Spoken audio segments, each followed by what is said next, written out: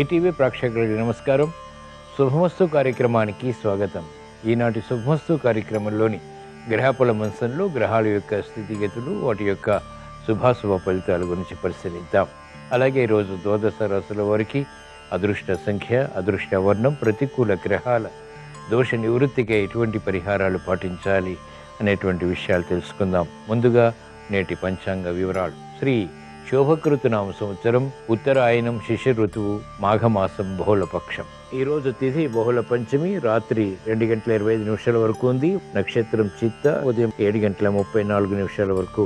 రాహుకాలం మధ్యాహ్నం 1:30 నుంచి 3 వరకు. ఇప్పుడు గ్రహాల యొక్క స్థితిగతులు పరిశీలిద్దాం. బృహస్పతి సంచారం మేషక్షేత్రంలో, మిత్రక్షేత్రం సవ్యస్థితి, కేతు సంచారం కన్యాక్షేత్రంలో, చంద్ర సంచారం తులాక్షేత్రంలో, కుజ శుక్ర సంచారం మకర క్షేత్రంలో, రవి శని బుధుల సంచారం కుంభక్షేత్రంలో, రాహు సంచారం మీనక్షేత్రంలో. ఇది ఈరోజు ఉన్నటువంటి గ్రహస్థితి. దీని ఆధారంగా ద్వాదశ రాశుల వారికి ఏర్పడేటువంటి శుభాశుభ ఫలితాలు గోచారపరంగా సూచనప్రాయంగా తెలుసుకుందాం. ముందుగా మేషరాశి.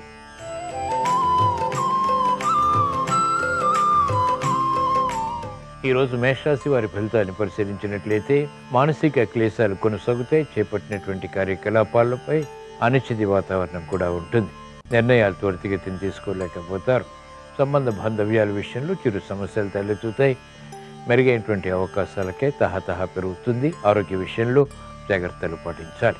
మహిళలకు ఆర్థిక విషయాల్లో ప్రగతి ఉన్నప్పటికీ ఆందోళన కూడా సమాంతరంగా ఉంటుంది. పిల్లల విషయంలో జాగరూకతతో కూడినటువంటి నిర్ణయాలు విద్యాపరంగా తప్పనిసరి. మెరుగైనటువంటి అవకాశాలు వ్యాపార రంగం వారు మాత్రం సద్వినియోగపరచుకోగలుగుతారు. న్యాయవాద వృత్తి వారికి ఆదాయం పెరుగుతుంది. వృత్తిపరమైనటువంటి వ్యవహారాల్లో వైద్య వృత్తి వారికి ప్రాముఖ్యత పొందగలుగుతారు. వ్యవసాయ రంగం వారికి నూతన విధి విధానాలతో కూడినటువంటి కార్యక్రమ నిర్వహణ ద్వారా ఆదాయాన్ని పెంపొందింపచేసుకునేటువంటి మార్గాలు సులభతరమవుతాయి. అనిశ్చిత పరిస్థితులు ఆర్థికంగా సినీ రంగం వారికి తగ్గుతాయి. ఈరోజు మేషరాశి వారు ప్రతికూల ప్రభావాన్ని దూరం చేసుకుని లేదా ఎదుర్కొని అనుకూలంగా మరల్చుకుని ఇంకా మంచి విజయాలు సాధించడానికి శ్రీ దక్షిణామూర్తిని దర్శించడం, స్మరించడం, పూజించడం శ్రేయస్కరం. తద్వారా ఆలోచన సంపత్తి పెరుగుతుంది. మానసిక క్లేశాలు కనుమరుగవుతాయి.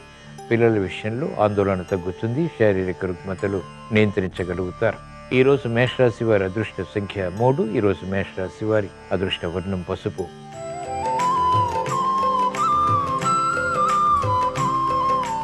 ఈరోజు వృషభ రాశి వారి ఫలితాన్ని పరిశీలించినట్లయితే ఆదాయం తగ్గుతుంది, వ్యయం పెరుగుతుంది. అభివృద్ధి కార్యక్రమాలు ఆలస్యంగా సత్ఫలితాన్ని కలిగిస్తాయి. మెరుగైనటువంటి అవకాశాలకై తహతహ పెరుగుతుంది. శారీరక శ్రమ అధికం అవుతుంది. కుటుంబ వ్యవహారాల్లో చిరు సమస్యలు తలెత్తుతాయి. మెరుగైనటువంటి అవకాశాలు వేగవంతంగా చేపట్టలేకపోతారు. వ్యాపార రంగం వారికి అనిశ్చితి ఉంటుంది. చేపట్టినటువంటి కార్యకలాపాలపై సందేహాలు ఉపాధ్యాయ వృత్తి వారికి ప్రబలమవుతాయి. మెరుగైనటువంటి కార్యక్రమ నిర్వహణ వైద్య వృత్తి వారు మాత్రం కొనసాగించగలుగుతారు. న్యాయవాద వృత్తి వారికి వృత్తిపరమైనటువంటి వ్యవహారాల్లో పట్టుదల పెరుగుతుంది, పోటీ పెరుగుతుంది. మంచి అవకాశాలు సినీ రంగం వారు సద్వినియోగపరచుకోగలుగుతారు. ఈరోజు వృషభ రాశి వారు ప్రతికూల ప్రభావాన్ని దూరం చేసుకుని లేదా ఎదుర్కొని అనుకూలంగా మరల్చుకుని ఇంకా మంచి విజయాలు సాధించడానికి ఈశ్వరారాధన, ఈశ్వర స్మరణ, ఈశ్వరాభిషేకం వంటి ప్రక్రియలు ఉపకరిస్తాయి. రుద్రాభిషేకం మేలుని కలిగిస్తుంది. తద్వారా ఆకస్మిక అనుకూలత ఆర్థికంగా పొందగలుగుతారు. ఈరోజు వృషభ రాశి వారి అదృష్ట సంఖ్య 1. ఈరోజు వృషభ రాశి వారి అదృష్ట వర్ణం తెలుపు.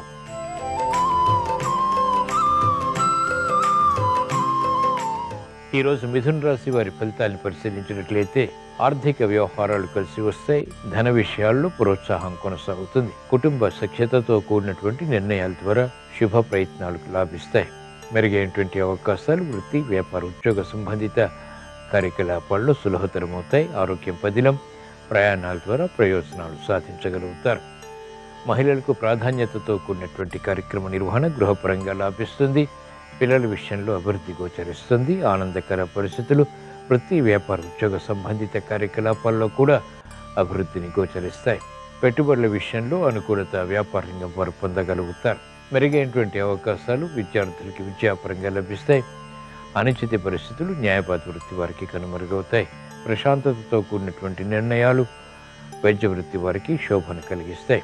సినీ రంగం వారికి అత్యంత అనుకూలం. ఆశాజనకమైనటువంటి వాతావరణం ఆర్థిక పరంగా వ్యవసాయ రంగం వారికి బలాన్ని కలిగిస్తుంది.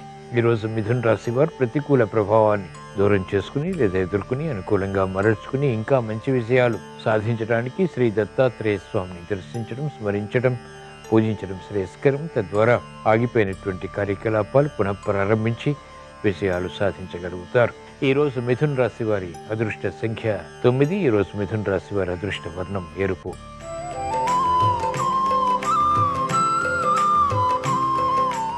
ఈరోజు కర్కాటక రాశి వారి ఫలితాన్ని పరిశీలించినట్లయితే అభివృద్ధి కార్యక్రమాల్లో ఆటంకాన్ని చూస్తారు. చేపట్టినటువంటి కార్యకలాపాలు పదే పదే చేయవలసినటువంటి ఆవశ్యకత ఉంటుంది. ప్రయాణాల విషయంలో ముఖ్యంగా జాగ్రత్తలు పాటించాలి. తొందరపాటు స్వభావం, తొందరపాటు నిర్ణయాల ద్వారా సమస్యలు ఆకస్మికంగా వెలుగులోకి వస్తాయి. శ్రమ అధికమవుతుంది. చేపట్టినటువంటి కార్యకలాపాల్లో ఒక్కొక్కసారి విముఖత కూడా ఏర్పడుతుంది. ఆరోగ్య విషయంలో జాగ్రత్తలు పాటించాలి. ఖర్చులు కిరిబికిరి చేస్తాయి. విద్యార్థులు ప్రయాణాల విషయంలో జాగ్రత్తలు పాటించాలి. ఆసక్తికరమైనటువంటి అంశాలు వ్యాపార రంగం వారికి ఆకర్షణీయంగా మారి తద్వారా సమస్యలుగా మారతాయి. కార్యక్రమ నిర్వహణలో నైపుణ్యం క్రీడారంగం వారికి తప్పనిసరి. మహిళలకు ఆరోగ్య ప్రతికూలత ఉంటుంది. ఆరోగ్య ఖర్చులు కూడా ప్రబలమవుతాయి. మెరుగైనటువంటి కార్యక్రమ నిర్వహణలో ఆకస్మిక ప్రతికూల మార్పులు క్రీడారంగం వారు ఎదుర్కోవాల్సి వస్తుంది. క్రమశిక్షణ విద్యార్థులకి తగ్గుతుంది. రాజకీయ రంగం వారికి పరాభవాలు కొనసాగుతాయి. ఈరోజు కర్కాటక రాశి వారు ప్రతికూల ప్రభావాన్ని దూరం చేసుకుని లేదా ఎదుర్కొని అనుకూలంగా మరల్చుకుని ఇంకా మంచి విషయాలు సాధించడానికి ఈశ్వరారాధన, ఈశ్వర స్మరణ, ఈశ్వరాభిషేకం వంటి ప్రక్రియలు ఉపకరిస్తాయి. రుద్రాభిషేకం మేలుని కలిగిస్తుంది. అష్టమ రవిశనుల ద్వారా ఏర్పడేటువంటి ఆకస్మిక ప్రమాదాలు నియంత్రించబడతాయి. పరాభవాలు నియంత్రించబడతాయి. ఈరోజు కర్కాటక రాశి వారి అదృష్ట సంఖ్య 1. ఈరోజు కర్కాటక రాశి వారి అదృష్ట వర్ణం పసుపు.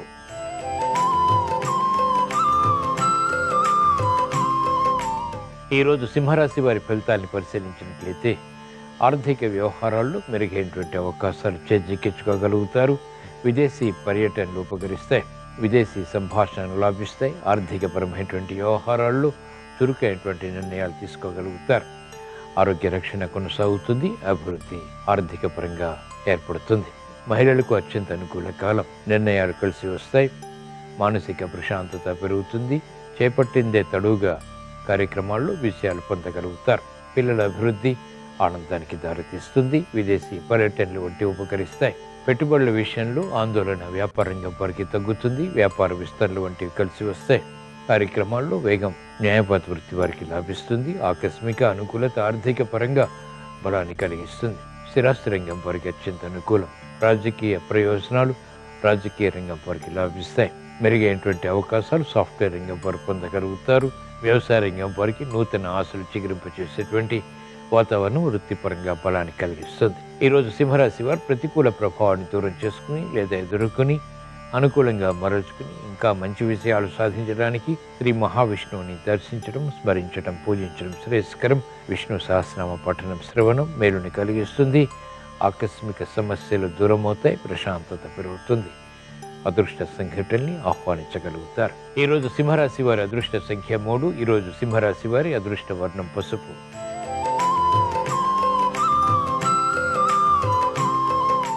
ఈరోజు కన్యారాశి వారి ఫలితాన్ని పరిశీలించినట్లయితే అభివృద్ధి ఆర్థికంగా తగ్గుతుంది.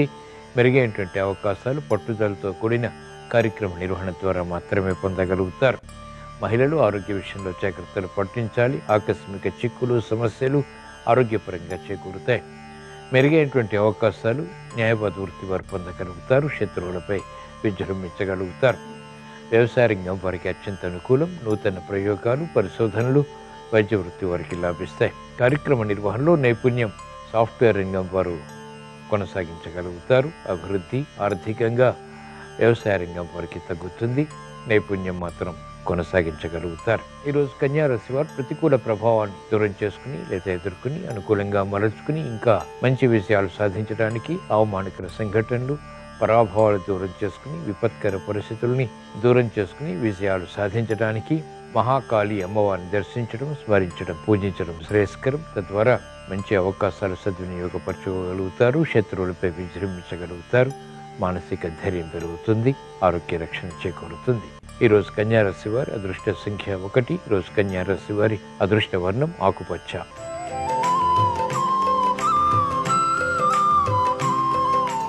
ఈరోజు తులారాశి వారి ఫలితాలను పరిశీలించినట్లయితే సంబంధ బాంధవ్యాల విషయంలో అనుకూలత కొనసాగుతుంది.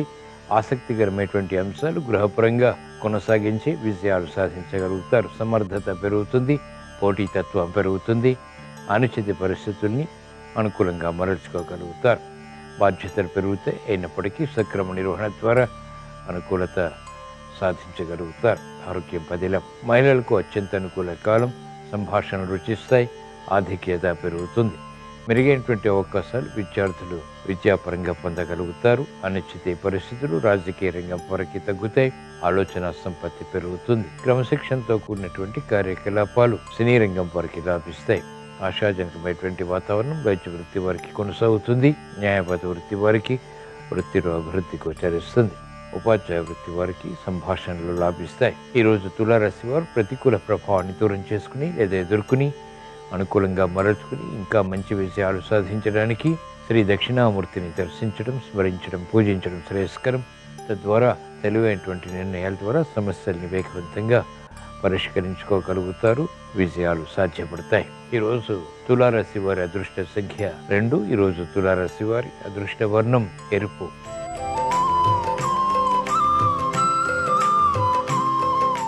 ఈరోజు వృశ్చిక రాశి వారి ఫలితాన్ని పరిశీలించినట్లయితే ఆందోళన ఉన్నప్పటికీ ఆర్థిక విషయాలు క్రమక్రమంగా కలిసి వస్తాయి.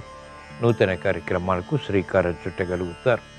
గృహ విషయాల్లో అనుకూలత ప్రారంభమవుతుంది. మెరుగైనటువంటి అవకాశాలు వృత్తి, వ్యాపార, ఉద్యోగ సంబంధిత కార్యకలాపాల్లో ప్రారంభమవుతాయి.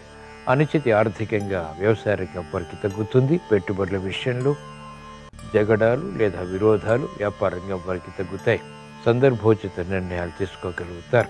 అభివృద్ధి కార్యక్రమాలు వ్యాపార రంగం వారికి కొనసాగుతాయి. అనిశ్చిత పరిస్థితులు న్యాయపాత వృత్తి వారికి తగ్గుతాయి. మెరుగైనటువంటి కార్యకలాపాలు మహిళలు నిర్వహించగలుగుతారు. ఆసక్తి పెరుగుతుంది. ఆర్థిక విధి విధానాలు కలిసి వస్తాయి. ఈరోజు వృశ్చిక రాశి వారు ప్రతికూల ప్రభావాన్ని దూరం చేసుకుని లేదా ఎదుర్కొని అనుకూలంగా మరల్చుకుని ఇంకా మంచి విషయాలు సాధించడానికి శ్రీ దక్షిణామూర్తిని దర్శించడం, స్మరించడం, పూజించడం శ్రేయస్కరం. తద్వారా యుక్తితో కూడినటువంటి కార్యాచరణ తద్వారా విజయాలు ప్రాప్తిస్తాయి.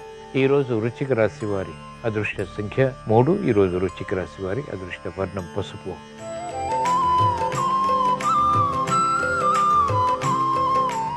ఈరోజు ధనుసు రాశి వారి ఫలితాలను పరిశీలించినట్లయితే అభివృద్ధి కార్యక్రమాలు ఆర్థిక పరంగా కలిసి వస్తాయి. ఆరోగ్య విషయంలో చిరు సమస్యలు కొనసాగుతాయి. ఆలోచన దోషాలు ప్రబలమవుతాయి కాబట్టి జాగ్రత్తలు వహించాలి. నిర్వహించేటువంటి కార్యక్రమాల్లో ప్రోత్సాహం కూడా పొందగలుగుతారు. విద్యార్థులకి అత్యంత అనుకూలం. చేపట్టినటువంటి కార్యకలాపాలు, ఆర్థిక వ్యవహారాలు వ్యాపారంగా వారికి కలిసి వస్తాయి. మంచి నిర్ణయాలు మహిళలు తీసుకోగలుగుతారు. తెలివైనటువంటి కార్యక్రమ నిర్వహణ వ్యాపారంగా వారికి కలిసి వస్తుంది. మెరుగైనటువంటి అవకాశాలు న్యాయవాద వృత్తి వారు పొందగలుగుతారు. వైద్య వృత్తి వారికి వృత్తిపరమైనటువంటి అభివృద్ధి గోచరిస్తుంది. సంకల్పాలు నెరవేరుతాయి. మెరుగైనటువంటి కార్యకలాపాలు సినీ రంగం వారు రూపొందించగలుగుతారు. అభివృద్ధి వ్యవసాయ రంగం వారికి కొనసాగుతుంది. ఆదాయం పెరుగుతుంది. అనిశ్చిత పరిస్థితులు ఉపాధ్యాయ వృత్తి వారికి తగ్గుతాయి. ఈరోజు ధనుసు రాశి వారు ప్రతికూల ప్రభావాన్ని దూరం చేసుకుని లేదా ఎదుర్కొని అనుకూలంగా మరల్చుకుని ఇంకా మంచి విషయాలు సాధించడానికి శ్రీకృష్ణ పరమాత్మని దర్శించడం, స్మరించడం, పూజించడం శ్రేయస్కరం. భగవద్గీత పఠనం, శ్రవణం మేలును కలిగిస్తుంది. ప్రతిబంధకాన్ని దూరం చేస్తుంది. ప్రశాంతత పెరుగుతుంది. ఆనందకర పరిస్థితులు ఆహ్వానించగలుగుతారు. ఈరోజు ధనుసు రాశి వారి అదృష్ట సంఖ్య 3. ఈరోజు ధనుసు రాశి వారి అదృష్ట వర్ణం పసుపు.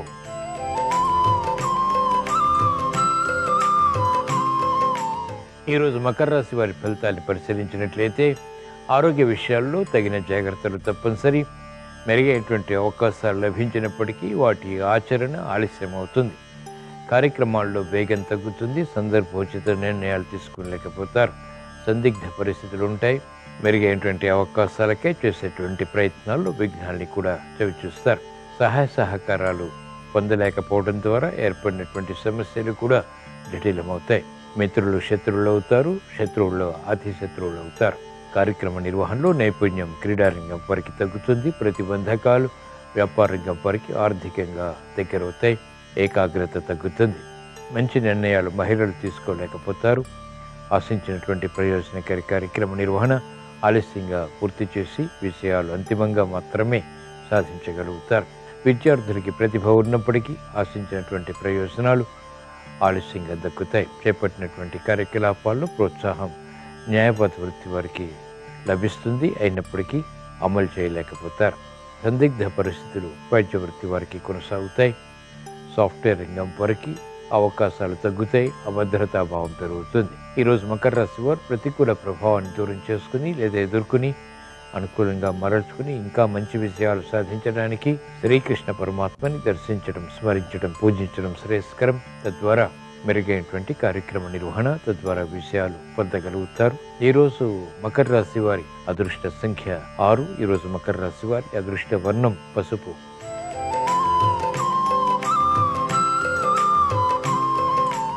ఈరోజు కుంభరాశి వారి ఫలితాన్ని పరిశీలించినట్లయితే ఆర్థిక వ్యవహారాల్లో తగిన జాగ్రత్తలు తప్పనిసరి. మెరుగైనటువంటి అవకాశాలకై తహతహ పెరుగుతుంది. శారీరక శ్రమ అధికమవుతుంది. మానసిక క్లేశాలు కూడా ప్రబలమవుతాయి. కార్యకలాపాలు ఒకేసారి చేపట్టి ఉక్కిరిబిక్కిరి పరిస్థితులు ఆహ్వానిస్తారు కాబట్టి జాగ్రత్తలు తప్పనిసరి. మెరుగైనటువంటి అవకాశాలు విద్యార్థులు గట్టి కృషితో మాత్రమే పొందగలుగుతారు. మహిళలకు ఆరోగ్య రక్షణ తగ్గుతుంది. ప్రతిబంధకాలు ప్రబలమవుతాయి. కార్యక్రమాల్లో వేగం క్రీడారంగం వారికి తగ్గుతుంది. అనిశ్చిత పరిస్థితులు సాఫ్ట్వేర్ రంగం వారికి కొనసాగుతాయి. నిర్ణయాలు త్వరితగతిని తీసుకోలేకపోతారు. అభివృద్ధి కార్యక్రమాల్లో వ్యవసాయ రంగం వారికి ప్రోత్సాహం తగ్గుతుంది.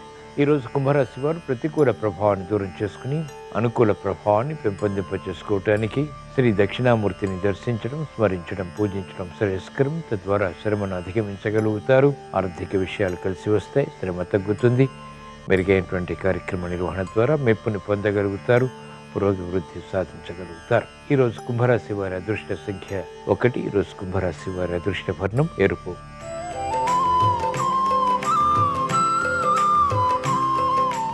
ఈరోజు మీనరాశి వారి ఫలితాన్ని పరిశీలించినట్లయితే ఆర్థిక వ్యవహారాలు కలిసి వస్తాయి. కుటుంబ వ్యవహారాల్లో సఖ్యత పెరుగుతుంది.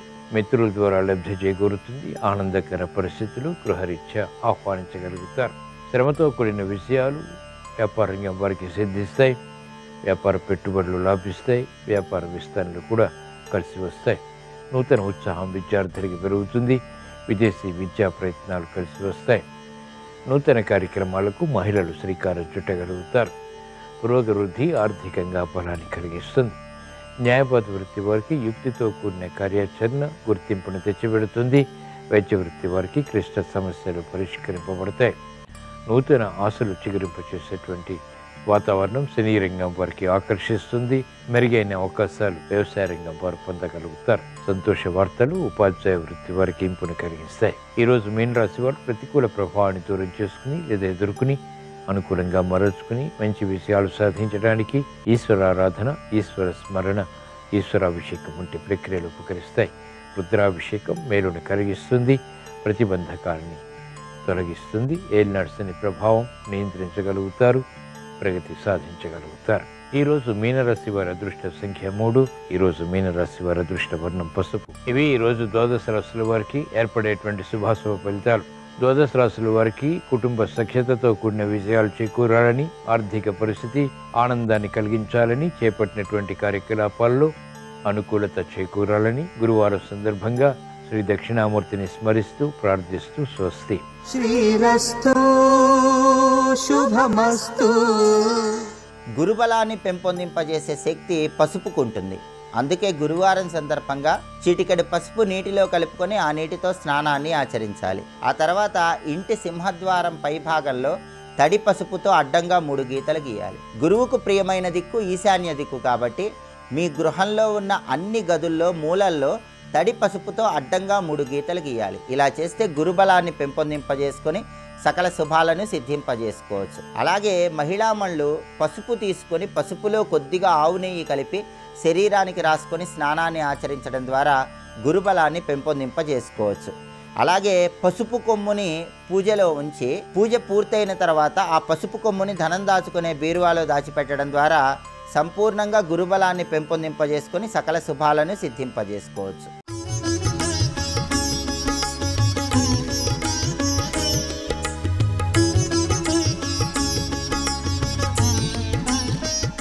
శుభమస్తు కార్యక్రమంలో అదృష్ట జాతకం అంశానికి స్వాగతం. అదృష్టం అంటే ఏమిటి? కంటికి కనిపించనిది అని. దురదృష్టం అంటే కంటికి కనిపించేది. బాధ, దుఃఖం ఇవన్నీ దురదృష్టానికి నాంది పలుకుతాయి. అయితే ఒక వ్యక్తి అదృష్టవంతుడు అని చెప్పడానికి అతనికి కేవలం ధనమే కాదు, కీర్తి, ప్రతిష్టలు, ఆయుష్, ఆరోగ్యం ఇవన్నీ చక్కగా ఉన్నప్పుడే అతను అదృష్ట జాతకుడు అని చెప్పేసి పిలువబడతాడు. శిశువు జన్మించినప్పుడు విశాలమైనటువంటి నుదురు, చక్కటి కేశాలు గనక ఉన్నట్టయితే ఆ శిశువుకు అదృష్టకరమైనటువంటి భవిష్యత్తు ఉన్నది అని చెప్పేసి భావించాల్సి ఉంటుంది. అలాగే శిశువుకు చెవి తమ్మెలు గనక పొడుగ్గా ఉన్నట్లయితే చాలా విశేషవంతమైనటువంటి అభివృద్ధికరమైన ప్రభావం, కీర్తి ప్రతిష్టలతో పాటు ధన కనక వస్తు వాహనాది సౌఖ్యాలతో తొలతూగడానికి ఆస్కారం ఉంటుంది అని చెప్పి, ఈ యొక్క కనుపాపలు గనక ధనుస్సు ఆకారంగా ఉండి చివరి వరకు, కనుల చివరి వరకు గనక ఒత్తుగా గనక ఉన్నట్లయితే అనేక రంగాలలో విశిష్టవంతమైనటువంటి అభివృద్ధిని సాధించడానికి ఆస్కారాన్ని కలిగి ఉంటుంది ఆ శిశువు అని చెప్పేసి కూడా భావించాల్సి ఉంటుంది. అంతేకాకుండా ముక్కు పొడుగుగా, మరీ అంత పొడుగు కాకుండా చక్కటి ఆకృతిలో ముక్కు పొడుగ్గా గనక కోలగా ఉన్నట్లయితే చాలా చక్కటి వాగ్ధాటి, వాక్చాతుర్యం కలిగిన వ్యక్తిగా రాణిస్తాడని, అలాగే పెదిమలు ముఖారవిందానికి తగినట్టుగా చక్కటి సన్నటి పెదిమలు ఉన్నట్లయితే చక్కటి వాక్శుద్ధి, సంగీతము, కళారంగాలలో విశిష్టంగా రాణించడానికి ఆస్కారం ఉంటుందని చెప్పేసి శాస్త్రం మనకు తెలియజేస్తోంది.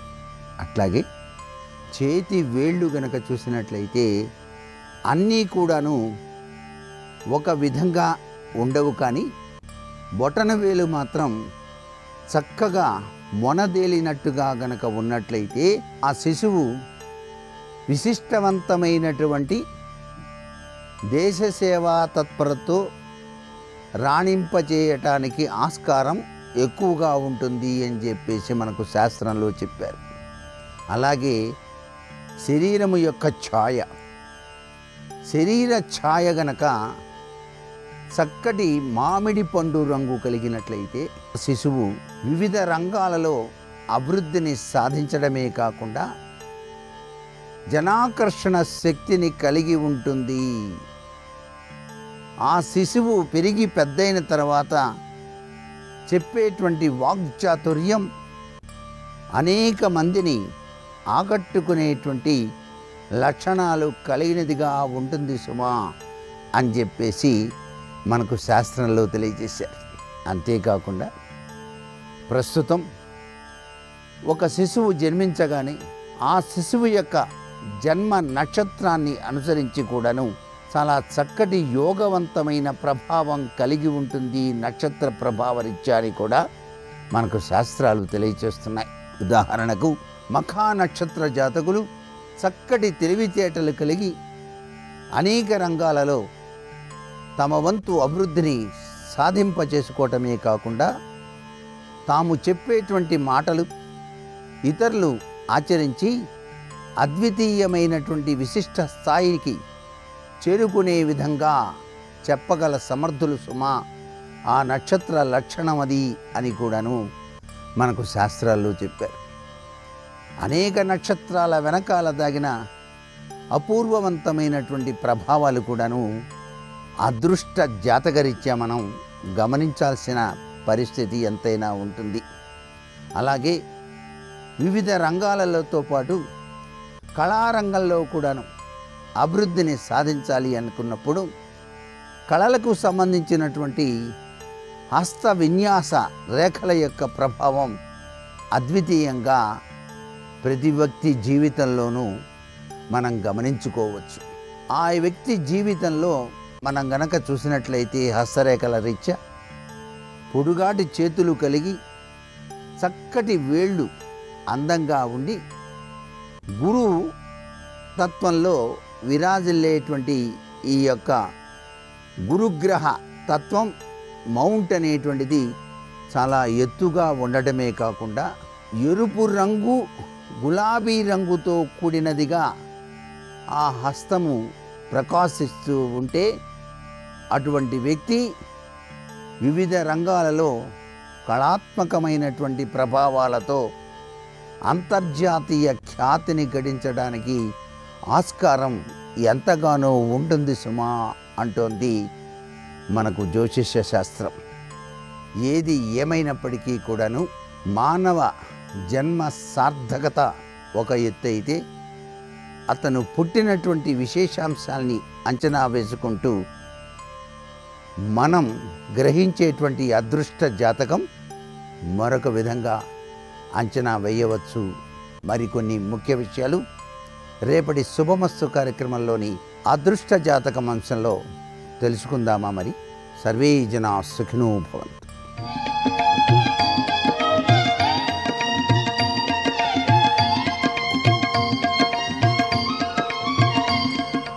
శుభోదయం. శుభమస్తు కార్యక్రమంలో శుభప్రదం అనే అంశానికి స్వాగతం. విష్ణువు పరంగా హయగ్రీవుడు, శివపరంగా దక్షిణామూర్తి గురువులుగా భావించేటటువంటి నేపథ్యంలో ఎవరు నిజమైన గురువు, ఏ గురువును ఆరాధిస్తే ఏ విధమైన ప్రయోజనం చేకూరుతుంది, గురువు ఎవరు అనుకున్నప్పుడు ఈ ఇరువురు మాత్రమే కాకుండా దత్తాత్రేయుడు గురువు, గణపతి గురువు, శ్రీమాత లలితా పరమేశ్వరి గురుస్వరూపము, ఇలా భిన్న భిన్న రూపాలలో సూర్యుడు గురువు.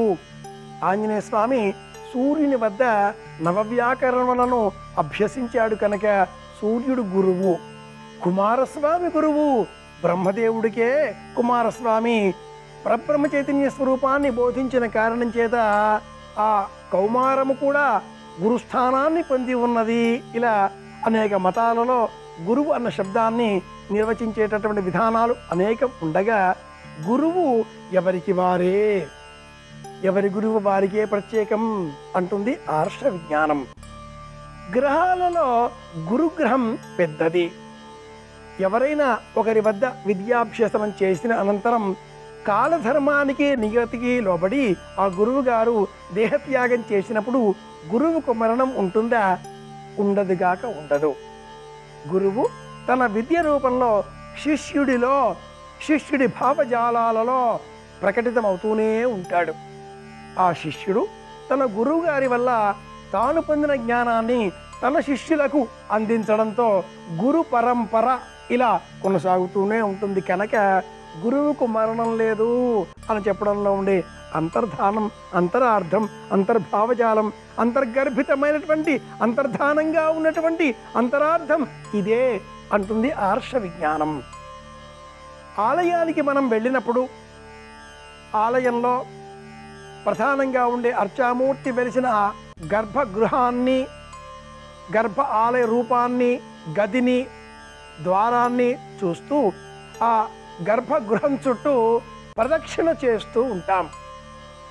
సూర్యుడు ఒక గ్రహం, నక్షత్రం. సూర్యుని చుట్టూ భూమి, బుధుడు, కుజుడు, గురువు ఇవన్నీ కూడా ప్రదక్షిణలు చేస్తూ ఉంటాయి. అంటే పెద్ద శక్తి చుట్టూ చిన్న శక్తులు సంచారం చేస్తూ ఉంటాయి. గురుగ్రహం అలా పెద్దదిగా మనం భావన చేసినప్పుడు ఆ గురువు చుట్టూరా మనం సంచారం చేసిన ఎడల ఛాత్రుడు, అంతేవాసి అన్న పేరిట ఆ గురువు అనుగ్రహం పొందడంతో మనం కూడా ఆనందాన్ని, ఆరోగ్యాన్ని, విజ్ఞానాన్ని పొందగలిగిన వాళ్ళం అవుతాం. జ్ఞానం పెంచుకోవాలి అంటే వేగం ఉండకూడదు అని శాస్త్ర ప్రమాణం. జ్ఞానానికి వేగం నిరోధకం. త్వరగా అన్న ప్రయత్నం చేస్తే అంతే త్వరగా ఆ జ్ఞానం అంతర్ధానం అవుతుంది, అజ్ఞానంగా పరిణమిస్తుంది. నాకు తెలుసు అన్న మెట్టు మొదలుగా అజ్ఞానం మనిషిని పతనావస్థకు చేరుస్తుంది. నాకేమీ తెలియదు అన్న జ్ఞానం మనిషిని ఊర్ధ్వం వైపు ప్రయాణించే విధంగా ముందుకు తోయగా నాకే తెలుసును అనడంతో ఆ మనిషి పతనం వైపుగా మార్గాన్ని ఎంచుకుంటాడు. ఈ క్రమంలో వేగం వద్దు, నెమ్మదితనం హద్దు అంటుంది శాస్త్రం. మంత్రాన్ని సాధన చేసేటటువంటి క్రమంలో గురూపదేశం అని చెప్పడంలో ఉండే అంతర్ధానం ఇదే, అంతరార్థం ఇదే, అంతర్భావం ఇదే, అంతర్జ్ఞానంగా అందించేటటువంటి సుబోధకమైనటువంటి అంతర్ధానంగా ఉండే అంతరార్థం ఇదే అని కూడా శాస్త్ర ప్రమాణం. గురుబోధ అంటే గురువు చాలా నెమ్మదిగా ప్రయాణించేటటువంటి గ్రహం. 1 సంవత్సర కాలం తీసుకుంటే ఈ ప్రయాణానికి చాలా నెమ్మదిగా సంవత్సరమే తద్వ్రతంచరేత్. కనుక ఏ మంత్రమైనా గురూపదేశంతో మనం అంటే అర్థం చాలా నెమ్మదిగా జపం చెయ్యాలి. చాలా నెమ్మదిగా ప్రతి అక్షరం స్ఫుటంగా ఉచ్చరించేటట్లుగా, అర్థం సుబోధకం అయ్యేటట్లుగా, మన మనస్సుకు ఆ అంతరార్థం స్ఫురించేటట్లుగా చాలా నెమ్మదిగా మంత్రాన్ని జపం చెయ్యడమే గురుబోధ సాధన. గురుగీత అంటుంది ఆర్ష విజ్ఞానం. ఈ పద్ధతులలో విష్ణువుకు సంబంధించిన మంత్రభాగం అంతా కూడా మనం ఒక స్వరూపంలో ఆలోచిస్తూ ఉండగా, శివుడికి సంబంధించిన ఆ మంత్రభాగం అంతా కూడా మరొక స్వరూపంతో స్తోత్రం చేస్తూ ఉంటాం. హయగ్రీవుడు, దక్షిణామూర్తి అన్న పేరిట ఈ ఇరు దైవాలను స్తోత్రం చేస్తూ ఉండగా, ఇరువురి స్వరూపం కూడా మళ్ళీ ఒకటే.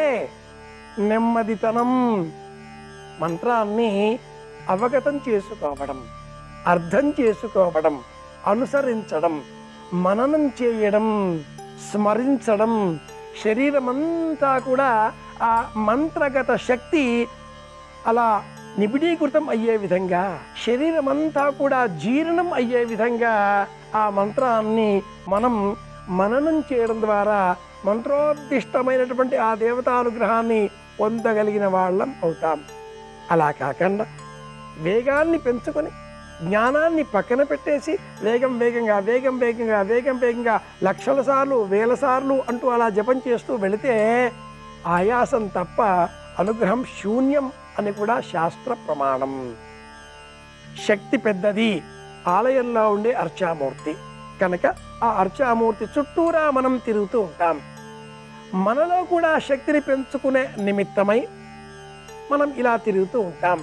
ఒక ఇనప ముక్క పైన అయస్కాంతాన్ని క్రమ పద్ధతిలో వృత్తాకారంగా తిప్పినందువలన ఆ ఇనప ముక్క ఇలా అయస్కాంతంగా మారుతుందో, దైవం చుట్టూరా ప్రదక్షిణ చేసినందువలన మనలో కూడా దైవత్వ భావనలు అలవడుతాయి.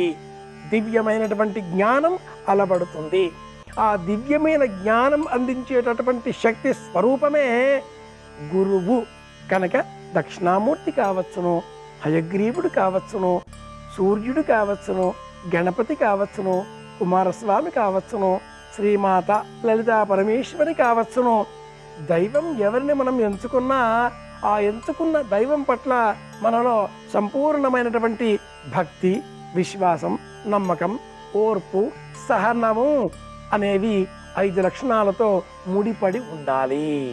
ఈ 4తో పాటుగా మనస్సును కూడా మనం 5వదిగా జతపరిచి 5 లక్షణాలతో ఆ దైవాన్ని మనం ఆరాధన చేసినట్లయితే దైవానుకూలతతో మంత్ర బలాన్ని సాధించుకోగలుగుతాం. మంత్రాధిష్టాన దైవ శక్తిని స్వాధీనం చేసుకోగలుగుతాం. జ్ఞానం పొందడంతో జీవితాన్ని సుగమం చేసుకున్న వాళ్ళం అవుతాం. ఇందు నిమిత్తమై హయగ్రీవుడు, దక్షిణామూర్తి ఈ రూపాలను తప్పనిసరిగా స్తోత్రం చెయ్యాలి అని కూడా ఆర్ష విజ్ఞానం ఇలా బోధిస్తుంది. జ్ఞానానందమయం దేవం నిర్మల స్ఫటికాకృతిం ఆధారం సర్వ విద్యానాం హయగ్రీవముపాస్మహే. హయగ్రీవ స్వరూపంగా జ్ఞానాన్ని ఆనందంగా మనకు అందించడంతో పాటుగా తాను కూడా ఆనందమయుడై దర్శనమిచ్చేటటువంటి రూపం. మరొక వైపున నిర్వికారంగా నిశ్చలతత్వంతో వటవృక్ష క్రింద కుమార స్వరూపంలో సదా చిరునవ్వులు చిదానందంగా అందరికీ అందిస్తూ మౌనంగా కేవలం స్మరించడంతో మనకు జ్ఞానాన్ని అందించేటటువంటి దివ్య స్వరూపము దక్షిణామూర్తిగా బోధించినటువంటి ఈ తత్వంలో ఇరువురిలో కూడా ఒక భేదం ఉంది. నన్ను ఆశ్రయించిన వారిని నేను జ్ఞానం అందించడం ద్వారా వారి జీవితాన్ని సుగమం చేస్తాను అంటూ దక్షిణామూర్తి బోధ ఉండగా, నన్ను ఆశ్రయించండి అనే బోధన మనం హయగ్రీవుడి ద్వారా పొందవచ్చు. హయగ్రీవుడు ఆకర్షిస్తాడు, పిలుస్తాడు. దక్షిణామూర్తి మౌనంతో ఆశ్రయించిన వాడిని అనుగ్రహిస్తాడు.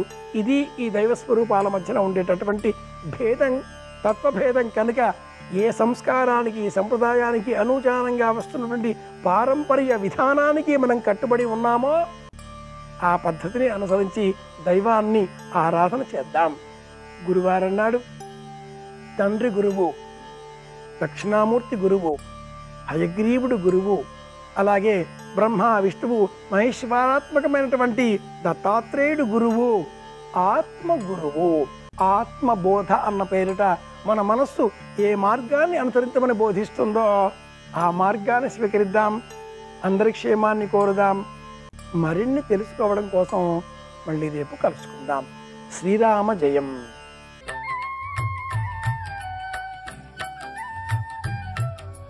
దినకరా శుభకరా దేవా దీనాధార తిమిర సంహార దినకరా శుభకరా దృశాద్రాఘీయస్యాదరదలిత నీలోత్పలరుచ గవీయంసం దీనం స్నపయ కృపయా మమపి శివే అనీనాయం ధన్యో భవతి నచితే హానిరియత వనేవా హర్మ్యేవా సమకర నిపాతో హిమకర అంటారు శంకర భగవత్పాదులు సౌందర్యలహరిలో.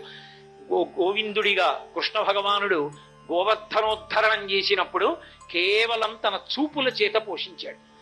పాలుండాడుచునాత పత్రమని సంభావించి పూగుత్తి కింగేలం దల్చిన లీలలే నగవుతో కృష్ణుండు తానం మహాశైలం మున్వలకేల దల్చి విపుల ఛత్రమ్ముగా పట్టే తద్భీలభృత్యతు దుశ్శిలాచకిత గోపీ గోప గోపంక్తికిన్ అంటారు. ఓ పిల్లవాడు ఆడుకుంటూ ఆడుకుంటూ అలా వెళ్ళిపోతూ ఓ పువ్వు చేత్తో కోసి పైకెత్తి పట్టుకుని పరిగెత్తినంత హేళగా గోవర్ధనోద్ధరణం చేసి ఇలా ఎత్తి పట్టుకుని 7 రాత్రులు 7 పగళ్ళు తన చూపుల చేత పోషించాడు అందరినీ. పైగా నమ్మక వెళ్ళిపోయిన వాళ్ళని పిలిచాడు. బాలుండి ఇతడు కొండ దొడ్డదని మహాభారంబు సైరింపగా జాలండోజని దీని కింద నిలువన్ సంకింపగా బోలది శైలాంబోనిది జంతు సంయుత ధరా చక్రంబు పైపడ్డ నాకేలల్లాడదు బంధులార నిలుడి మోదం అమోఘం మొగం అని మీరందరూ కూడా వచ్చి కొండ కింద నించోండని తానే పిలిచాడు మహానుభావుడు. కాబట్టి చూపుల చేత పోషిస్తుంది భగవత్తత్వం, చూపుల చేత సృష్టి చేస్తుంది. అలా చూపుల చేత సృష్టి చెయ్యగలిగినటువంటి అద్భుతమైనటువంటి స్థితి కలిగిన పరమాత్మ ఎందుకు సృష్టి చెయ్యలేడు? ఆయన హేళగా తన సంకల్పం చేత సృష్టి చేస్తాడు. అందుచేతనే రామాయణ కాలంలో రాముడికి సహాయంగా దేవతలందరూ వానరుల్ని సృష్టి చెయ్యాలన్నారు. ఆ కాలంలోనే ఒక విశేషం జరిగింది. బ్రహ్మగారు బ్రహ్మాండమైనటువంటి ఆనందంలో తపస్సమాధిలో ఉండి రోమాంచితమై ఉన్నాడు. ఉన్న సమయంలో ఆయన నేత్రముల వెంట ఆనంద భాష్పాలు పడ్డాయి. ఆ ఆనంద భాష్పములు పడ్డప్పుడు ఆయన ఇలా చేతులు పెట్టుకుని ఉండగా ఆయన దోసిట్లో పడ్డాయి. ఆ ఆనంద భాష్పములలోంచి ఒక మహావానరం పుట్టింది. ఆయననే వృక్షవిరజుడు అని పిలుస్తారు. ఆయన ఒకానొకప్పుడు ఒక తటాకంలో ప్రవేశించి స్నానం చేసి ఒడ్డుకొచ్చి ఆడదానిగా మారిపోయాడు. ఇదేమిరా ఇంత మహావానరాన్ని ఆడదానిగా మారిపోయానని బెంగపెట్టుకున్నాడు. ఆయనకి తర్వాత అర్థమైంది అది పార్వతీదేవి శాపం పొందినటువంటి తటాకం. ఏ పురుషుడు ఇందులో స్నానం చేస్తాడో వాడు స్త్రీగా మారిపోతాడు. అనుగ్రహించారు, బెంగపెట్టుకోకు, రాత్రి వేళ స్త్రీగా ఉంటావు, పగటి వేళ పురుషుడైన వానరంగా ఉంటావు. ఆయన మహాసౌందర్యవంతమైన స్త్రీగా మారి ఆ ఒడ్డున నడిచి వెడుతున్నాడు. ఇదే సమయంలో సూర్య భగవానుడు ఇంద్రుడు ఆకాశంలో వెళ్ళిపోతున్నారు. వెళ్ళిపోతుంటే కింద వెళ్ళిపోతున్నటువంటి స్నానం చేసి స్త్రీగా మారిపోయినటువంటి స్త్రీ రూపాన్ని పొందినటువంటి వృక్షవిరజన యందు అనురక్తి కలిగింది. శంకరాచార్యులు వారు సౌందర్యలహరి చేస్తూ చెప్తారు ఈ రహస్యం. హరిస్వామారాధ్య ప్రణత జన సౌభాగ్య జననీం పురాణారీ భూత్వా పురరిపిమపి క్షోభమనయత్ స్మరోపిత్వా నత్వా రతినయన లేహ్యేన వపుషా మునీనామప్యంతః ప్రభవతి మోహాయ మహతాం అన్నారు. అమ్మవారు ఈ లోకంలో ధర్మం నిలబడడానికి ఉత్తరోత్తర కాలంలో మహోపకారం చెయ్యవలసిన వాళ్ళు మహాతేజోవంతులైనటువంటి వాళ్ళ కడుపున పుట్టడం కోసం మహాత్ముల యందు కూడా కామం కలిగేటట్టుగా చేస్తుంది మన్మధుణ్ణి ప్రోత్సహించి. వారికి అలా కామం కలిగితే తప్ప మహాపురుష జననం జరగదు. మహాపురుష జననం జరిగితే తప్ప మన్ని ఉద్ధరించేవాడు ఉండడు. లేకపోతే పరాశర మహర్షికి సత్యవతీదేవి మీద మోహం పుట్టడం ఏమిటి అంటే, వ్యాసుడు పుడితే తప్ప కలియుగంలో అందరూ వేదం చదవలేరు కాబట్టి ఆయుర్దాయాన్ని దృష్టిలో పెట్టుకుని వేదాన్ని విభాగం చెయ్యగలిగిన మహాపురుషుడు రాడు. అందుకని కామప్రచోదనం చేస్తుంది ఆవిడ. మహాపురుష జననం జరగాలి కనుక. అందుకే మహాపురుష జననమును విచారణ చెయ్యవద్దు అని చెప్తారు. కారణం ఏమిటంటే అది లోకోద్ధరణ కొరకు, మహాత్ముల సృష్టి కొరకు అమ్మవారు కామప్రచోదనం చేయిస్తుంది. సూర్యకుమారుడు సుగ్రీవుడు, ఇంద్రకుమారుడు వాలి రామాయణంలో ప్రధాన పాత్రలు పోషించారు. పైకి వాలి అధర్మం చేసిన వాళ్ళే కనపడతాడు. కనపడడం ఏమి, అధర్మం చేసిన వాడే. లేకపోతే రాముడు ఎందుకు తెగటారుస్తాడు? కానీ అదొక్కటే కాదు, వాలి చేసిన గొప్ప పని ఒకటి ఉంది. ఈ బ్రహ్మాండంలో ఎక్కడెక్కడ వానర జాతులున్నా సరే వాటన్నిటినీ వ్యవస్థీకృతం చేసి తన పరిపాలన కిందకి తీసుకొచ్చి ఎక్కడెక్కడ ఎన్ని వానర జాతులున్నాయో చిటిక వేసి పిలిస్తే వాళ్ళందరూ వచ్చేటట్టుగా తన స్వాధీనం చేసుకుని కిష్కింద రాజధానిగా పరిపాలించాడు. అందుకే వాలి చచ్చిపోయాక సుగ్రీవుడు రాజైతే సుగ్రీవుడి చిటిక వేస్తే ఇప్పుడు ఉన్న అంకెలలో అయితే ఎన్ని సున్నలు పెట్టి రాయాలో తెలియదు. కిష్కింధకాండలో శంఖములు, అద్భుతములు ఎన్ని పేర్లు వాడారు. అసలు చెట్లు, చామలు, పర్వతాలు, కొండలు ఏవి ఖాళీలు. అన్ని వానరములు వచ్చేసాయి. అన్ని వానరములు వచ్చి రాముడి వెంట నడిచాయంటే వాలి వ్యవస్థీకృతం చేశాడు. వాలి వ్యవస్థీకృతం చేయకపోతే తరువాతి కాలంలో రాముడి వెంట అంత వానర సైన్యం వెళ్లే అవకాశం లేదు. అది ఇంద్రతేజస్సు కదిలితే తప్ప వానరసేన వ్యవస్థీకృతం కాదు. అందుకొచ్చాడు వాలి మహాబలవంతుడి. సుగ్రీవుడు రాముడి పక్షాన నిలబడగలిగినటువంటి ధర్మాత్ముడు కావాలి. మీరు విష్ణు అనకండి, రాముడు నరుడు అని అనుకున్నారనుకోండి, ఏదో ఒకసారి తప్పు చేసినా దిద్దుకుని నేనున్నాను రామా అని రాముడి వెనక తిరిగాడు. రాముడి కోసం రావణుడితో యుద్ధం చేసి ప్రాణమే పోగొట్టుకోబోయాడు. అంతటి ప్రేమ కలిగినటువంటి వాడు, అంతటి స్నేహం ఉన్నవాడు, మంచే చెడే అంత గొప్పవాడు సుగ్రీవుడు. ఏ సామాన్యుడు కాడు. అటువంటి సుగ్రీవుడు పక్కన నిలబడబట్టే కదా రామచంద్రమూర్తి కూడా సేద తీరారు. వెనక వానర సైన్యం వచ్చింది. సుగ్రీవుడు పక్కన ఉన్నాడు కాబట్టి రామరావణ యుద్ధంలో రాముడి వెనక వానర సైన్యం ఉంది అని నిర్ధారణ చేయవలసి ఉంటుంది. ఒక రకంగా రాముడి వలన ఉపకారం పొంది ప్రత్యుపకారం చేసినా అంత వానర సైన్యం వాలి వ్యవస్థీకృతం చేశాడు. సుగ్రీవుడు వెంట పంపాడు. అందుకోసం సూర్య తేజస్సుగా సుగ్రీవుడు వచ్చాడు. కాబట్టి పరమ ధర్మాత్ముడయ్యాడు వానరుల్లో. ఆయన ఏం దోషం చేయలేదు. అందుకే ఆయన పక్షాన నిలబడ్డాడు రామచంద్రమూర్తి. సూర్యనారాయణమూర్తి అనుగ్రహంగా సుగ్రీవ జననం జరిగింది కాబట్టే రామాయణంలో రాముడికి శాంతి కల్పించగలిగిన వాడు ఒకడు నిలబడ్డాడు. మహాభారతంలో అసలు సూర్యనారాయణమూర్తి అనుగ్రహం వల్ల కర్ణుడు జన్మించాడు కాబట్టే కౌరవులందరూ చచ్చిపోయారు. కర్ణుడు లేడనుకోండి, కురుక్షేత్ర యుద్ధం జరుగుతుందా అంటే చెప్పడం కష్టం. ఎందుచేతనో తెలుసా? అదొక ఆశ్చర్యకరమైనటువంటి విశేషం. అసలు మహాతల్లి ఆమె కుంతిభోజిని యొక్క సొంత కూతురు కాదు, దత్తపుత్రిక. ఆడపిల్లని దత్తత తీసుకున్నాడు, బిడ్డలు లేరే. ఎంత ఓర్పు కలిగిన తల్లి అంటే నిజంగా అంత చిన్నపిల్ల అంతఃపురంలో ఉంటే దుర్వాసో మహర్షి వస్తే పెద్దవాళ్ళెవరూ కూడా ఆయనని సేవించడానికి భయపడి ఈ చిన్నపిల్ల కుంతిదేవిని పంపించారమ్మా, నువ్వు వెళ్ళి ఆయన సేవ చేయి, నీకు ఓర్పున్నదానివని. ఎంత సేవ చేసిందంటే దుర్వాసో మహర్షి పొంగిపోయి అడగకుండా వరం ఇచ్చాడు. నీకు అంటే కర్ణజననం మహాభారతంలో కొన్ని పర్వాల్లో కొద్ది మార్పులతో ఉంటుంది. నేను ఆది పర్వం నుంచి చెప్తున్నాను. ఆవిడ చేసిన సేవకి ప్రసన్నుడైనటువంటి దుర్వాసో మహర్షి ఆ కుంతిదేవిని దగ్గరికి పిలిచి అమ్మా, నీకు నేను వరం ఇస్తున్నాను. నువ్వు ఏ దేవతా స్వరూపాన్నైనా సరే పిలిచి వరం అడిగితే నీకు ఆ వరం కటాక్షిస్తారు. అటువంటి మంత్రాన్ని ఉపదేశం చేస్తున్నానని అడగకుండా ఉపదేశం చేశాడు. పిల్ల చిన్నది. దుర్వాసో మహర్షి వెళ్ళిపోయారు. ఒకరోజు ఆవిడ నదీ తీరంలో ఉంది. బాలభానుణ్ణి చూసింది. భాస్కరుడు ఉదయిస్తున్నాడు. ఆ బాలభానుడి యొక్క బింబం కాంతులతో ఎర్రగా ఎంత అందంగా ఉందో చూసిన పిల్ల మరులు కొంది. అబ్బా, ఎంత అందంగా ఉన్నాడో! ఇంత తేజోవంతుడైన కొడుకుంటే, అలాంటి కొడుకుంటే అంటే ఆయనే ఇవ్వాలి. దుర్వాసో మహర్షి మంత్రం ఇచ్చారు కదా, ఎలా ఉంటుందో చూద్దాం అనుకో.